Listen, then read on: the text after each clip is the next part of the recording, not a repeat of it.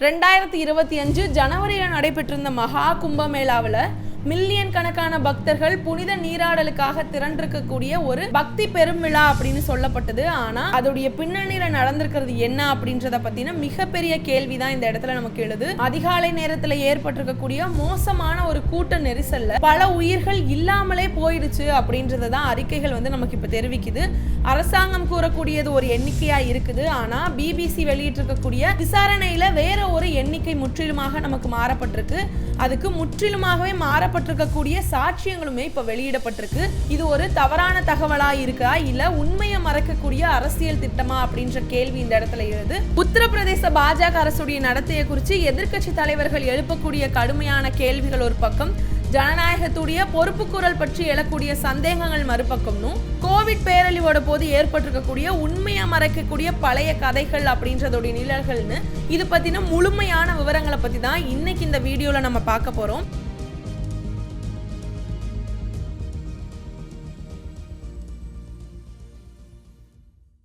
Tamil reports நண்பர்களுக்கு வணக்கம். வீடியோக்குள்ள போறதுக்கு முன்னாடி மறக்காம சேனலை சப்ஸ்கிரைப் பண்ணிக்கோங்க. அப்படியே இந்த வீடியோக்கு ஒரு லைக் பண்ணிட்டு உங்களுடைய கருத்துக்களை மறக்காம கமெண்ட் செக்ஷன்ல பதிவிட்டுருங்க. உத்தரப்பிரதேசத்தில் இருக்கக்கூடிய பிரஹ்யராஜ் அப்படின்ற பகுதியில் கடந்த ஜனவரி மாதம் மகா கும்பமேளா நடந்துச்சு. அப்போ மகா கும்பமேளாவில் ஏற்பட்டிருந்த கூட்ட நெரிசல்ல பலருமே உயிரிழந்திருக்கிறாங்க. ஆனா அந்த சம்பவத்துல உண்மையான இறப்புடைய எண்ணிக்கையை உத்தரப்பிரதேசம் அரசு மறைச்சிருக்கிறதா காங்கிரஸ் உடைய தலைவரான ராகுல் காந்தி கடுமையான விமர்சனத்தை மேற்கொண்டிருக்கிறாரு. அதாவது பிபிசி வெளியிட்டிருக்கக்கூடிய ஒரு விசாரணையுடைய அறிக்கையை மேற்கோள் காட்டியிருக்கக்கூடிய அவரு கும்பமேளா கூட்ட நெரிசல்ல இறந்திருக்கிறவங்களுடைய புள்ளி விவரங்கள் மறைக்கப்பட்டிருக்கு அப்படின்றத தெரிவிச்சிருக்கிறாரு.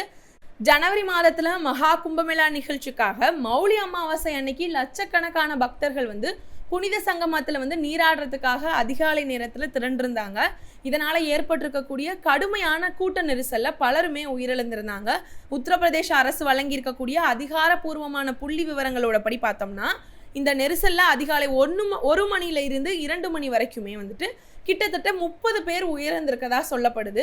இந்த நிலையில தான் இப்போ பிபிசி வெளியிட்டிருக்கக்கூடிய ஒரு அறிக்கையில இந்த கூட்ட நெரிசல்ல 82 பேர் உயிரிழந்திருக்கிறாங்க அப்படின்றத குறிப்பிட்டிருக்கிறாங்க. இது கிட்டத்தட்ட அரசாங்கம் வெளியிட்டிருக்கக்கூடிய எண்ணிக்கையோட ஒப்பிடும் பொழுது இரட்டிப்பாக அதிகமாகி இருக்கு அப்படின்றது தான் தெரிய வருது. அதாவது 30 அப்படின்றத அவங்க தெரிவிச்சிருக்கிறாங்க. ஆனா இந்த இடத்துல 37 பேர் எக்ஸ்ட்ரா உயிரிழந்திருக்கிறாங்கன்றத பிபிசி அறிக்கை நமக்கு வெளியிட்டிருக்கிறாங்க.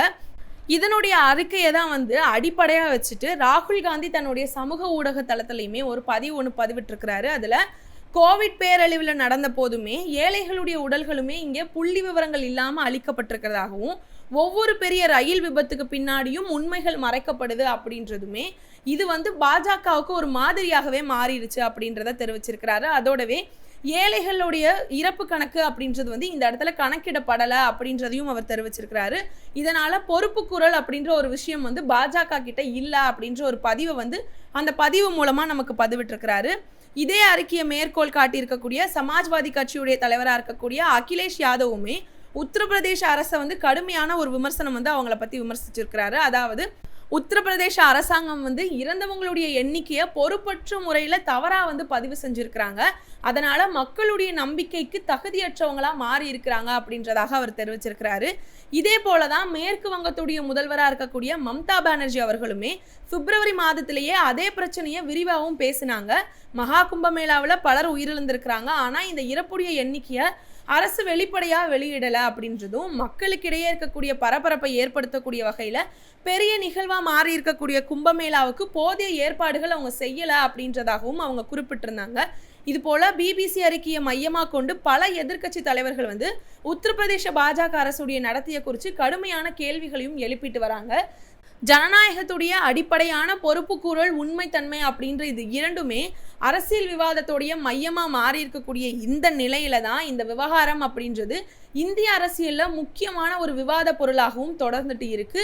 இது குறித்து உங்களுடைய கருத்துக்களை மறக்காம கமெண்ட் செக்ஷன்ல பதிவிட்டுருங்க. அப்படியே இந்த வீடியோக்கு ஒரு லைக் பண்ணிட்டு இது போன்ற செய்திகளை தெரிஞ்சுக்கிறதுக்காக மறக்காம தமிழ் ரிப்போர்ட்ஸ் சேனலை சப்ஸ்கிரைப் பண்ணிக்கோங்க. நன்றி.